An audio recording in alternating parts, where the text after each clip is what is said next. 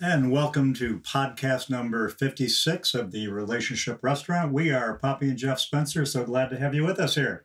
We're so excited to have two guests on our show this afternoon for you. The thing about the Relationship Restaurant, we talk about heart-healthy communication. And it's ever so important when you work in close proximity, not only with your spouse, but you live at home with your spouse, you parent with your spouse, you eat, sleep, and breathe with your spouse. And so today we're talking about relationship gems from a husband and wife who own and run their family business. You know, and it's often commented that family businesses can be wrought with challenges. But what about the spouses and parents who work together and also parent adorable twin daughters? So Jonathan and Brecken Farnsworth are these two jewels that we are delighted to bring to the Relationship Restaurant podcast for you. This husband and wife team work, live, breathe together along with their adorable daughters, as they also said, also little jewels. And today we're going to peek into their lives to discover how they make that magic work-life balance function. They still carve out time to have fun and play and parent with a smile. And we know they can have fun because we attended a wedding with them, and boy, did they have fun. Yes. And their company is Parley Jewelry Designs and originated as Idaho Opal and Gem Corporation, founded back in May of 73. And it was fashioning it into gemstones and setting it into simple jewelry. They flash forward to the present, and Parley Jewelry Designs, their brand name incorporated into 91. It occupies a 17,000 square foot building with state-of-the-art manufacturing facilities. They now source, design, and manufacture fine color gemstone jewelry. And on the website, they describe the name of your business as Parler, which means to speak. Of course, we know that from French. Poppy and I had... May we? Yeah, right. And that sentiment encompasses our whole their whole product line. When one buys a gemstone or designs a piece of jewelry, it has to speak to the owner of it in terms of its beauty, rarity, and value. Jonathan and Brecken strive to be a great source for all their clients' color gemstones needs, from price point to luxury and everything in between. And welcome, Jonathan and Brecken. Hi. Hello. Hey, you all. This is so fun. And having listened to their podcast that they also share with audiences around the country and maybe the world. It's called Gemstone Junkies or Gem Junkies, right? Yep, Gem Junkies. Gem Junkies, which is hilarious. And you can always open the podcast. Yes, they have a little jingle and a music, but Brecken and or Jonathan both are laughing all the time. So I think that's a really good segue into what we're going to be talking about today, a different kind of gem. The gems that bring magic to the relationship. And so, Jonathan and Brecken, if you don't mind, start with this common dilemma, like work-life balance. You know, sometimes it sends shudders down somebody's back to hear about that. Do you have any secrets that make this a good, healthy balance?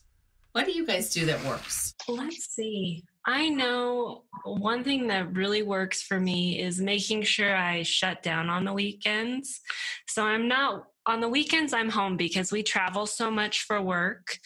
I'm home. I don't work. I don't look at my emails.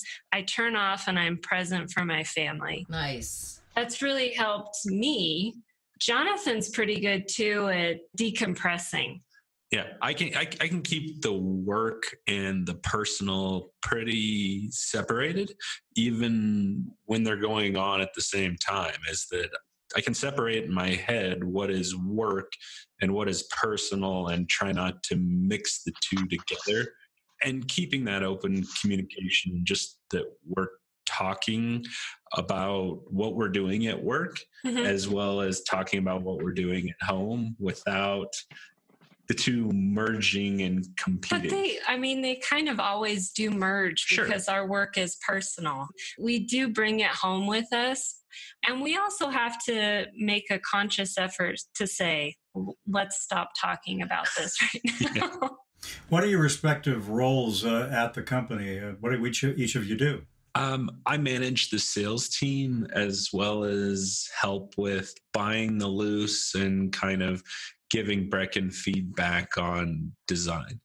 So I do mostly product development, which is designing jewelry.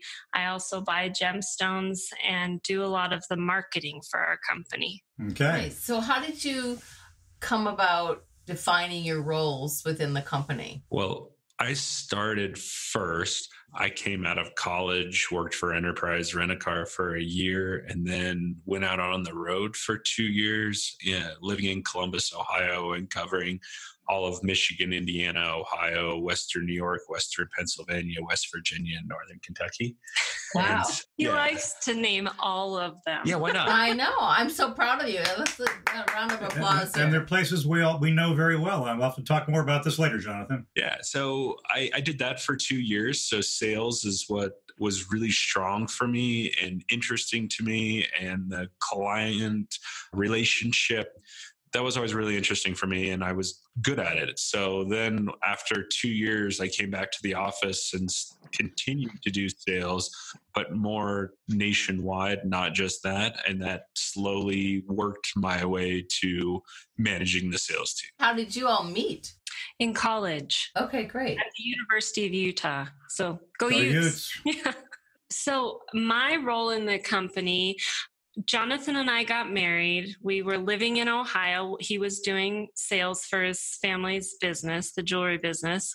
And when he said, let's move back to Idaho, I said, well, I want to be a part of the family business too. Like, I see all the cool things that you get to do and the experiences that you get to have, and I want to be a part of it. So we came back, and my father-in-law said no. Oh, Reason Yeah. why. Well, he said no. So But- this was in 2009, and after the recession, we had to lay off a number of employees, and it's not a good idea to hire the daughter-in-law when you just laid off, yeah.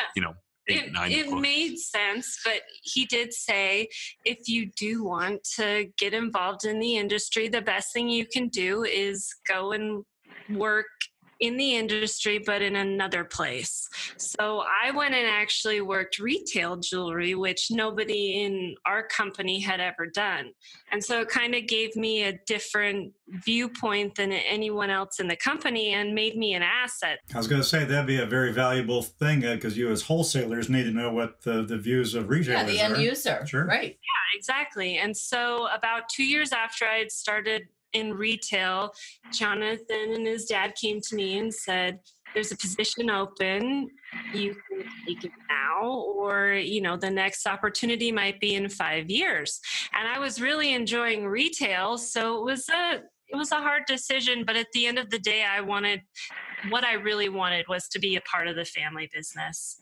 And so my role now kind of came organically. When I first came to the company, I was managing the sample lines, vaults, trade shows, all that kind of stuff. And gradually, I was able to insert myself into product development, design, and that's kind of where my interests are. So it's been fun. That is awesome. Okay, Now, so we wanted to ask you I know you have these lovely twin daughters that we know we've seen pictures of. Managing your life and relationships, but now you have to manage kids. Do you all keep the same schedule, or does one of you peel off and take care of the kids and stay with the work? How do you handle that? How do you juggle your all that? average work day. So we just changed We that. just changed it because before it wasn't working. There you go. Okay. Tell us for the why. for the first 3 years, Yeah. we had a nanny Monday, Wednesday, Friday at home, and then Brecken took care of them on Tuesdays and Thursdays. So I worked for 3 days a week. Okay. And then starting in September, we started them in preschool full time. And then we were both taking them to school in the morning and then both picking them up at night. That's Which really is- cute. Is easier with twins who like to go in opposite directions. Yeah. But we found I just wasn't getting enough time at work, and she was always feeling like, Jonathan, it's time to go. It's time to pick up the girls. It's time to pick up the girls. And I was like, And I was also feeling overwhelmed at home. Not only did I have all my work to accomplish at the office, but at home too. And I just felt like I wasn't getting adequate time. So we came up with the solution.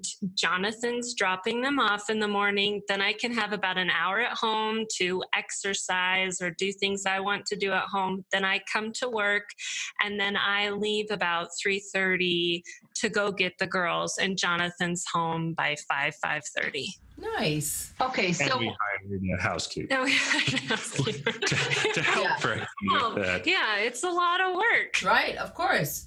So what do you do at home when you get home at 5:30? Take us through the what they used to call the bewitching hour, that dinner time hour with kids that might be tired. Wild. No. So what does that look like? It's when I get home and Breckin cooks dinner. Yeah. And so that's worked out as Breckin does the cooking and I do the cleaning afterwards. And so then I normally do the cleaning afterwards after the girls go to bed. So I'll play with the girls, then we'll all have dinner. Then we either do bath or play and then bedtime. And so we help each other through all of that. And then after the girls are down, then I go do dishes and such. I do not like dishes. Yeah. So it's a nice balance. Yeah, we have that. Actually, Jeff does the dishes here. Sometimes if we grill, he does the grilling, but I'm the master salad maker, You know, right off the bat, I'm thinking love language conversation just popped into my head. One of the things that I don't know if you all have studied this, or is this is a topic that we had mentioned to you that we love to get into, but one of the ways you can show love, there's 5 different love languages, and the one that Poppy enjoys the most, I'm going to guess Breckin might as well, or it's called acts of service. And one of those acts of service, Jonathan, you and I both do, the aforementioned dishes. Yeah, I think so. I really appreciate when Jonathan helps out, and especially when he does things that are like a surprise.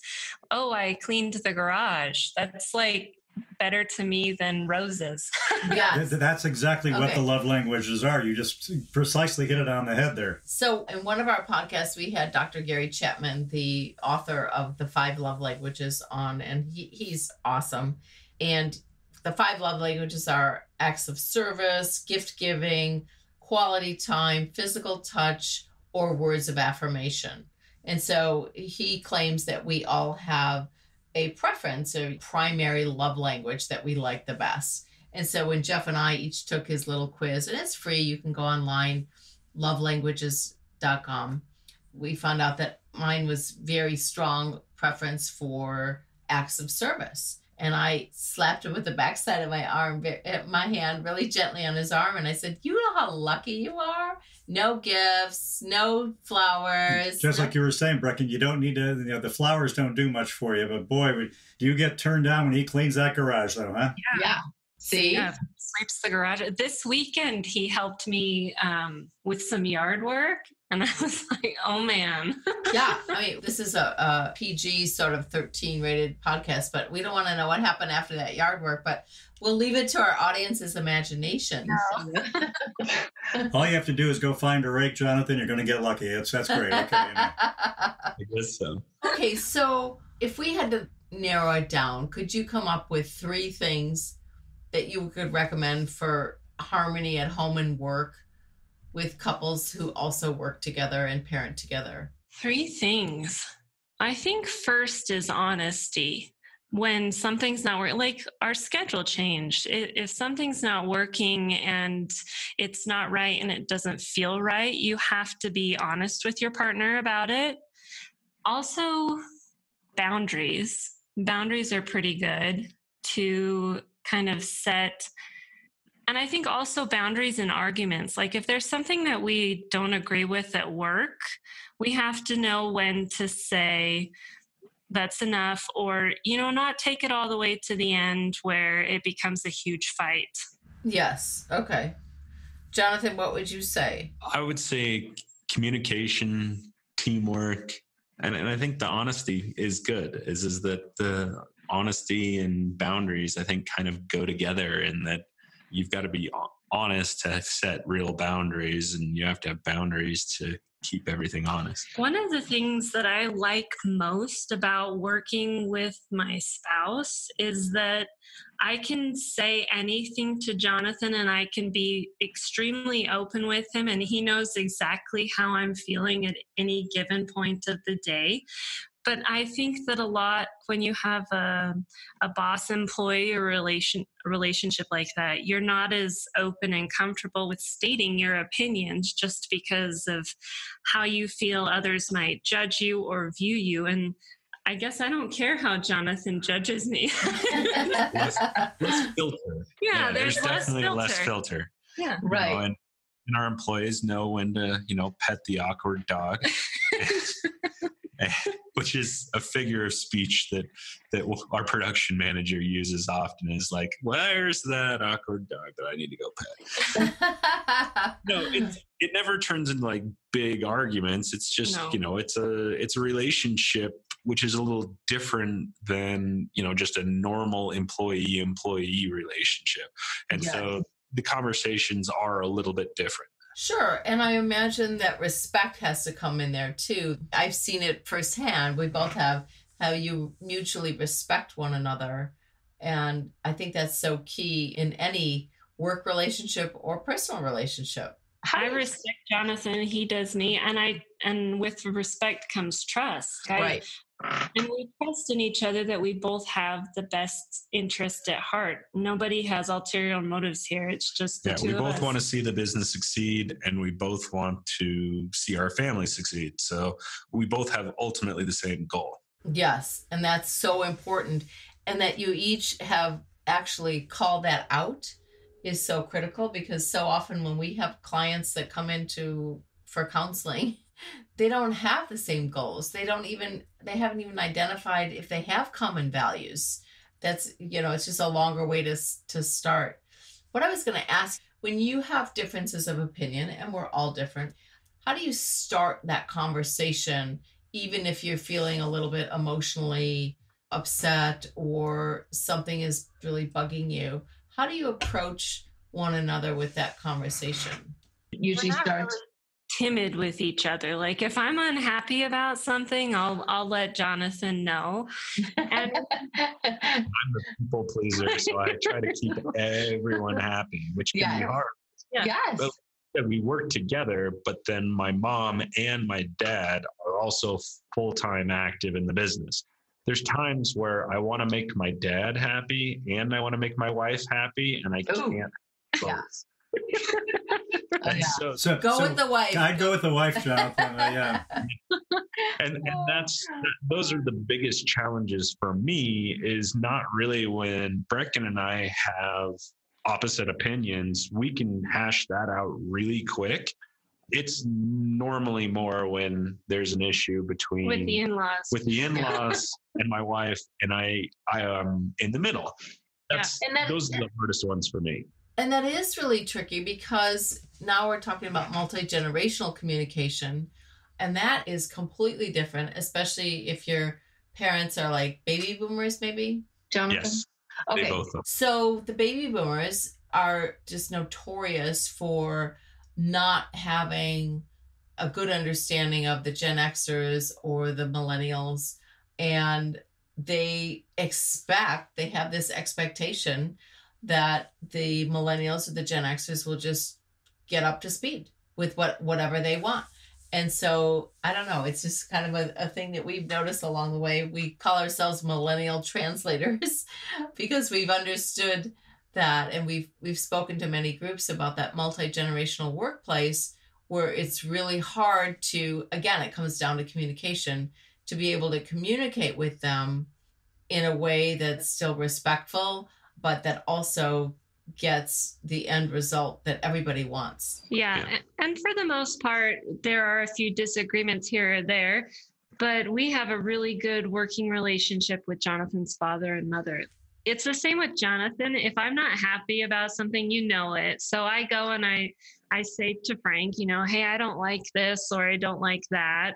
And then he'll usually say his point of view and his side, and then I'll say my point of view, and then we'll leave it for a minute and then reconvene later and decide what to do. But as far as business transitions go and everything like that, and from other transitions that we've seen within our own industry, our transition's pretty easy because Frank and Sue give us so much leniency to do what we want to do and explore and expand the business however we see fit. So it's been nice that way. And they're also the grandparents, you know? Yeah. So do they ever help out with? Do they ever pick up the kids at school? Are they nearby? We don't know if they are. Oh yeah, they live about a mile away from us. They're very close. They don't typically do a lot of day-to-day things without us. Like they come over a couple, 3 times. We either go over there, they come to our house for dinner, and then they'll help us with, they'll either do dishes, but we do bath, and then we all come together for bedtime. Story time. And then when Breck and I need to go out of town for business, my parents watch the girls. Great. Nice. If we need to go out of town for personal things like weddings, They also watch the girls. So they're really open that way, and they're happy to help out. Yeah, they move into our house and take care of the girls. And the twins love it. And it's so important for them to have those relationships with their grandparents. And Sure. Frank and Sue love it. I always wondered what kind of a grandpa Frank would be, but those little girls have him wrapped around their little fingers. They were 2 days old, and he was promising them red convertibles when they turned 16. And I said, hold on. Mom says no. I say no. I love it. Oh boy, I nixed that one. How do you guys separate your work time from the we time? You know, how do you consciously carve out time for the 2 of you or the 4 of you? How do you do that? We make an effort to take trips with the twins, or even staycations, take days off here or there where we can be at home with the girls. For us, what I like to do, we travel a lot for work. We're going all over the country for trade shows and that kind of things. So I like to take either a day before or a day or 2 after and stay there with Jonathan and go have some fun. Oh, that's really important. You would probably recommend that to other couples that work together too, right? So that if you are going for business, plan time on the end of the trip for just the 2 of you. Yeah. Right? So I think that's so smart. A business trip coming up this weekend. We're going to Seattle for AGS Conclave. And every time I've been to Seattle, it's always been hazy, or there's been a fire or something terrible, which isn't Seattle. So I said, I want to spend some time there. So we're taking an extra 2 days and having some fun, seeing the sights in Seattle. Nice. So let's talk about parenting a little bit. Do you both pretty much agree on just the day in, day outs and raising the daughters? Do you both agree? We talked a lot. We were married, 7 years? 7 years before we had the twins. Wow. And we talked a lot about how we wanted to raise them and which things were most important and what wasn't. So I would say that part's come pretty easy. We've been pretty solid, a solid front as far as parenting's concerned. That's awesome. So it's not like one of us has to do all of the reprimanding or anything like that. Yeah, we split it pretty evenly. We split it pretty even. So there's no good cop, bad cop. No. Nice. That's we're wonderful. Out of bed at night, we're both bad cops. So you don't have a specific designation at home for who does what at home. It sounds like you both get the kids ready for bed and you have family You don't dinners. have one of those things, well, wait till your father gets home, young ladies. Oh my gosh. No. That's another generation. Yeah. As far as duties, there's things that one of us pretty much always does or the other one always does. But Jonathan gives them baths better. Yeah. He likes the way he gives baths. Yeah, he uses the hand sprayer instead of the pitcher to rinse it. He likes that. So I let him do that. I do their laundry mostly, but Jonathan helps me fold it if I'm sitting there folding it. Or I'll change it or I'll... We work pretty well as a team. Mm-hmm. Yes. I clearly totally see that. As things being done, we just do them. Sometimes I'm the coach. Sometimes I'm on the field. It just depends. That's nice. I like that. That's a great metaphor. What do you guys like for your downtime? Do you have special activities that you do? You know, you mentioned, of course, trips where you have some fun afterwards, but other things you like to do at home when you have weekends? We've been really getting into biking. And nice. so That's one we thing got that we new like to do. bikes. We like to ski as well, but that's been really hard with the age of the girls. But this starting next year, we're going to get the girls skiing, and so that's something we're hoping to do as a whole family. Hiking should be easier this summer than it's been the last 2 years when we have to carry them on our We backs. also like to travel. And travel's a big part. Yeah. The girls have probably been to almost 15 states now. Oh, wow. Yeah. 15, 20 states. That's amazing. Travel is definitely something when we have free time, we are always going somewhere. That is awesome. So, with your podcast, I just want to jump back to the idea of Gem Junkies. How did you decide to do a podcast? How did that evolve? We hired I was forced into it. hired a millennial to do our social media. And about a couple months in of working for us, she came to us and was like, I listen to a lot of podcasts. And so I wanted to listen to some gem and jewelry podcasts to educate myself on the industry. Did you know there's really nothing out there? And you guys would be really good at a podcast. And we're like, I don't know. So tried a couple of them. Yeah, the first one we did, which was on Lotus Garnet, which is a gemstone that was recently discovered. We just kind of sat in the basement and started talking about it and got really positive feedback from it and went on from there. And actually, the more we started doing it, the more I enjoyed it because I got to take an hour or two out of my busy week to sit in the basement with Jonathan and talk about what we love, which is gemstones. Yeah. And it's been really good. And at one of the trade shows this year, we were sitting at a lunch table, just having lunch together, which my mom always packs for us. She packs our lunch. So sweet. And so we're sitting there and the guy across the table, was kind of minding his own business, looking at his phone. And then all of a sudden he goes, "Excuse me, are you the Gem Junkies?" And there, he's like, "I didn't know what you looked like, but I could recognize your voice." From your podcasts, it helped me get this job with GIA, the Gem Alleged School. Oh my gosh. And so he's like, "Thank you guys so much for doing that." And we heard that kind of different ways of that story of how we'd helped salespeople or we'd helped, people get jobs or help them get into the industry. And that's been really important to us too, is that, I'm sure it's helped our business and getting noticed, but at the same time, helping people enjoy what we enjoy, which is this business, is this industry of gemstones and jewelry is really fun. Yeah, and kind of take some of the fear, because the fear out of not knowing gemstones or jewelry. And so people want to get a little basic knowledge of each gemstone and kind of have an idea of what they're looking at in a jewelry store and what they're looking at buying. Yeah. We have a kind of a fun question we like to ask. If each of you were to select a superhero to describe each other, who would you describe your other partner as a superhero? And why? And why? And why? Do you want me to go first, Jonathan? Sure. I picked Peter Parker, Spider-Man, for Jonathan. Why? Because Peter, he had a big heart. He always was protecting the little guy and helping the little guy. And I just see Jonathan as having a huge heart. And so that's why I picked Spider-Man for Jonathan. I can totally see that.